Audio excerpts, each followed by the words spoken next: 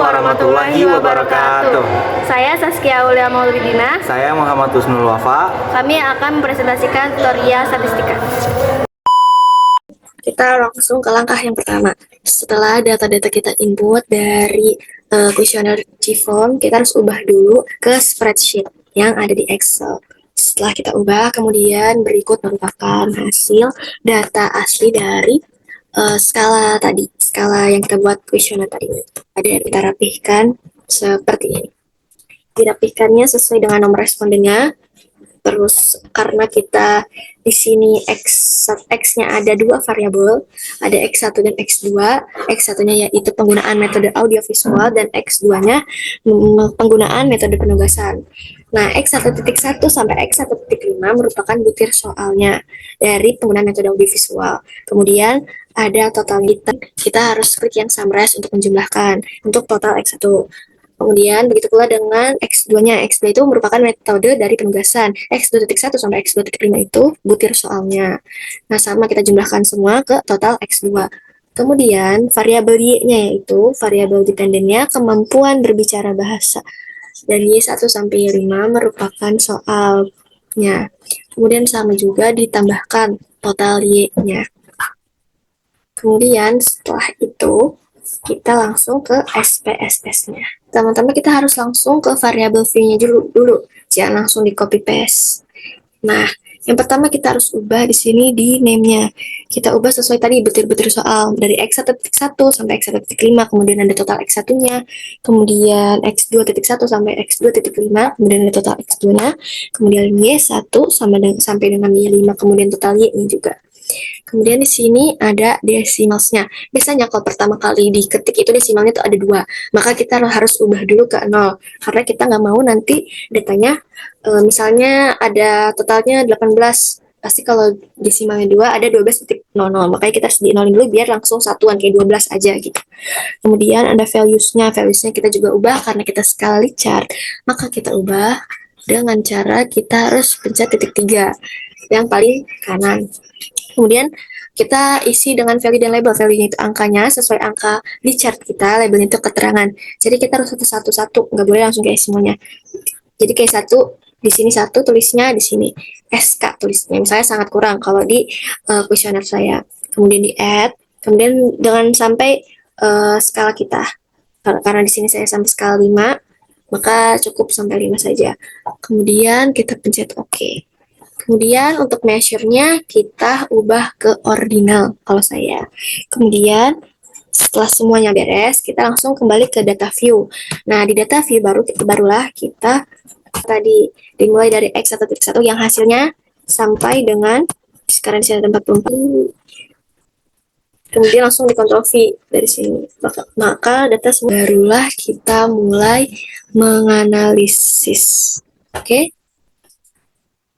Setelah data siap, kita langsung uji pertama yaitu uji validitas dan reliabilitas. Yang pertama kita klik analyze, kemudian kita klik correlate, kemudian bivariate. Untuk memudahkan kita satu persatu dulu dalam memasukkan variabel kayak X1-nya dulu sampai totalnya juga.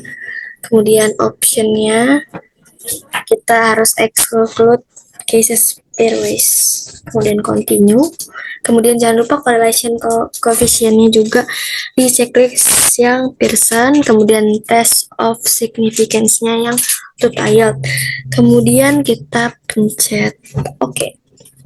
Setelah OK di sini karena datanya sudah saya output, maka satunya seperti ini. Nah, untuk cara membacanya yaitu seperti misalnya kita di sini lihat dari N-nya dulu. N-nya itu total respondennya. Karena total respondennya 44 berarti data ini valid. Sudah 44 yang didata. Kemudian cara membaca Pearson correlation-nya itu harus sesuai dengan nilai R produk momennya. Nilai R-nya karena terdapat 44, 5% atau 10%, kita bisa pakai 0,29 atau 0,384. Kita lihat di SPSS-nya tadi hasilnya. Kita lihat dari totalnya, karena ini totalnya ada 0,7 sekian, berarti dia lebih besar dari 0,2 atau 0,3 tadi, maka hasilnya adalah valid. Kemudian untuk totalnya, kita harus ngelihat sesuai dengan alfanya atau sesuai dengan batasnya, yaitu 0,05, harus di bawah dari 0,05. Karena ini lebih kecil dari 0,05, maka datanya termasuk data yang valid, dan kemudian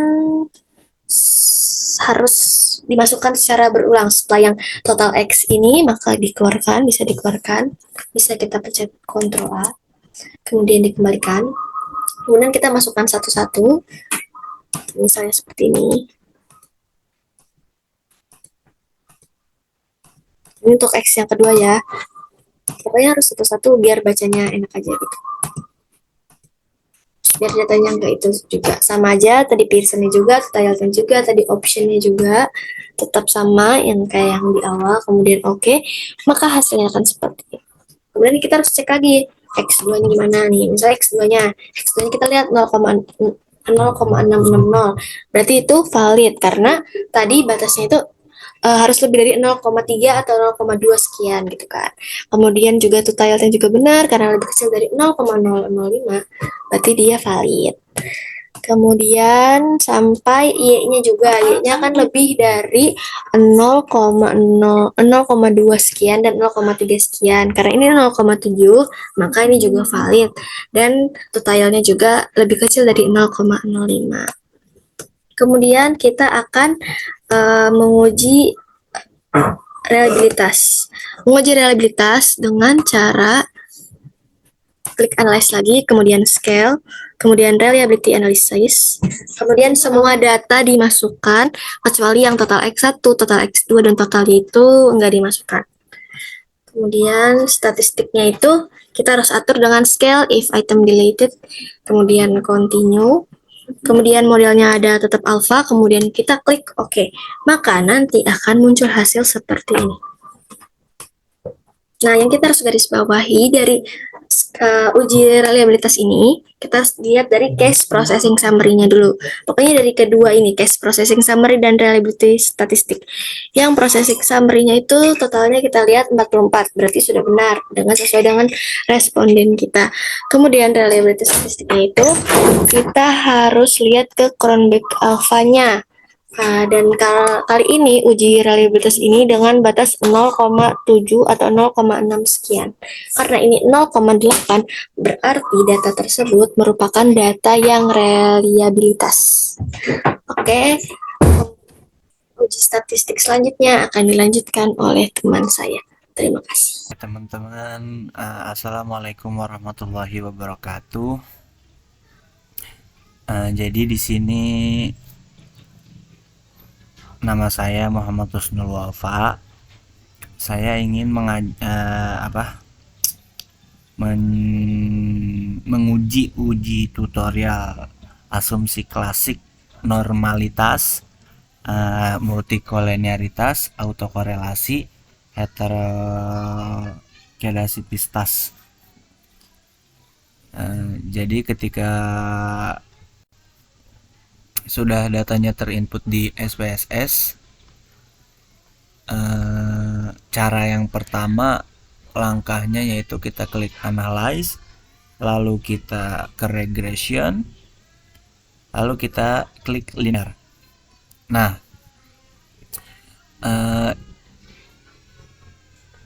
lalu di bagian dependent ini totalnya ini kita masukin ke bagian dependent, total X1 di independent, total X2 di independent. Lalu kita klik statistik, dan di sini kita klik descriptives dan collinearity diagnostic dan Durbin Watson. Nah, Durbin Watson ini kita tujuannya untuk mendapatkan hasil dari uji autokorelitas. Lalu kita klik continue, plots. Nah, dan yang di bagian plots ini kita akan tujuannya mendapatkan hasil dari hasil dari uji multikoleniaritas. Histogramnya diklik dan normal probability plotnya lalu di continue. Lalu kita klik save, unstandarized-nya kita centang, lalu klik continue.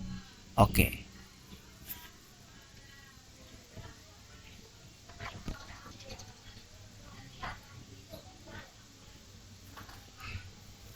Nah, ini adalah hasil dari uji asumsi klasik normalitas, heteroskedasisitas, autokorelasi, dan multikolenialitas. Nah, yang pertama yaitu uji normalitas. Kita bisa lihat dari histogram. Histogram ini terdistribusi, polanya ini normal. Dan yang kedua itu kita lihat dari p-plotnya. Kalau menghasilkan garis diagonal, maka pola ini terdistribusi dengan normal. Dan yang selanjutnya yaitu uji multikoleniaritas, itu kita lihatnya di coefficients, di bagian di toleransi ini. Bagian toleransi ini kalau nilainya lebih dari 0,10 maka tidak terjadi multikoleniaritas, dan jika nilai VIF lebih kecil dari 10.00 artinya tidak terjadi multikoleniaritas. Dan yang selanjutnya itu uji heteroskedasisitas.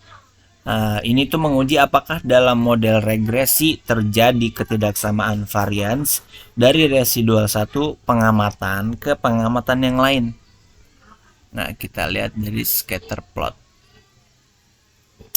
Memperlihatkan titik-titik menyebar ini secara acak dari angka 0, artinya yaitu tidak terjadi heteroskedasisitas pada model regresi sehingga model ini layak dipakai.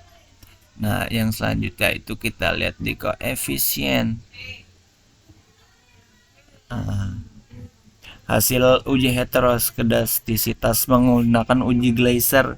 Output menunjukkan tidak adanya hubungan yang signifikan antara seluruh variabel independen terhadap nilai absolut residual, yaitu ditunjukkan dengan sig lebih besar dari 0,05, artinya model terbebas dari heteroskedastisitas. Nah, yang selanjutnya itu uji autokorelasi ini bertujuan untuk menguji apakah dalam model regresi linear ada korelasi antara kesalahan pengganggu pada periode T dengan kesalahan pengganggu pada periode T-1 sebelumnya. Itu kita lihat bisa di model summary. Hasil dari Durbin-Watson ini 1.532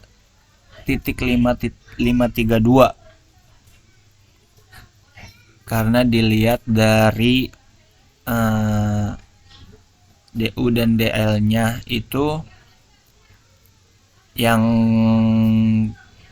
variabelnya itu ada 2, hasilnya itu yang Durbin-Watsonnya 1.532.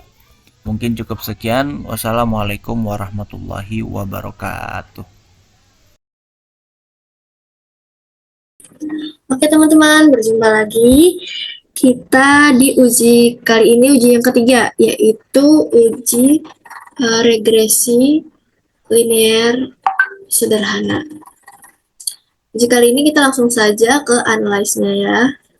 Habis itu untuk regresi linear sederhana kita ke regression, kemudian ke linear. Kemudian di dependent ini kita masukin variabel yang terikat. Variabel yang terikat itu kita masukin total date. Kemudian yang independen otomatis variabel yang tidak terikat. Berarti dia itu total X1, karena kita X1, X-nya itu ada 2 variabel, maka kita masukkan X1 dan X2. Kemudian kita harus klik OK, langsung saja. Kemudian nanti akan menunjukkan hasil seperti ini untuk regression. Nah, yang pertama itu ada di model summary. Model summary itu uji koefisien determinasi R square.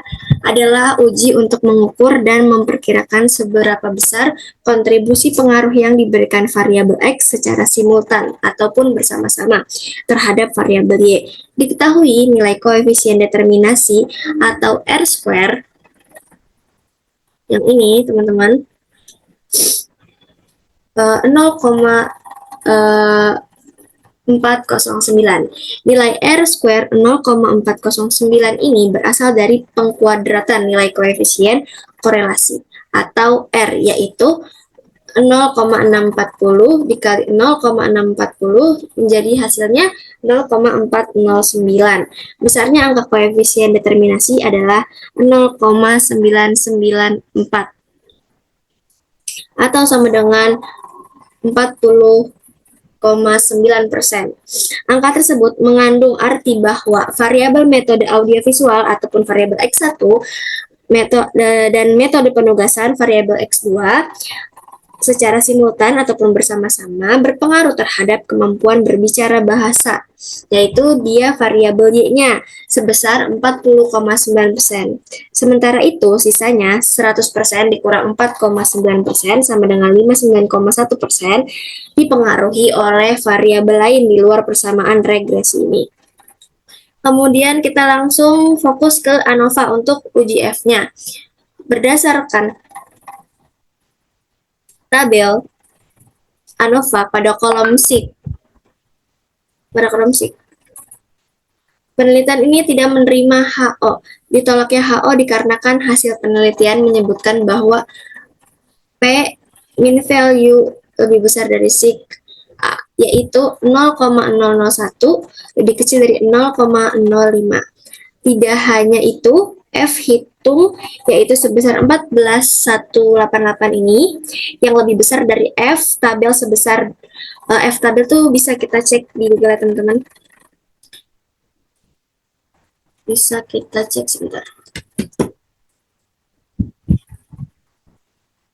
Di sini tabel F karena kita 44 di sini. Pokoknya ada di situ.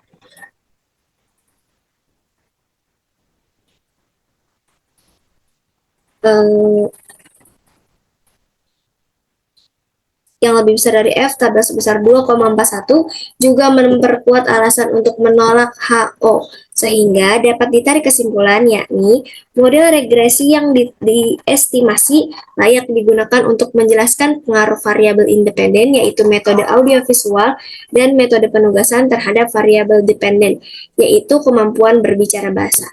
Kemudian kita lanjut ke tabel berikutnya, ada tabel koefisien. Koefisien ini untuk menguji T. Yang pertama kita bahas satu-satu yaitu X1-nya terlebih dahulu. Dari tabel koefisien ini dapat terlihat bahwa nilai koefisien regresi variabel metode audiovisual adalah 0,164 nih, teman-teman di sini ya. 0,164.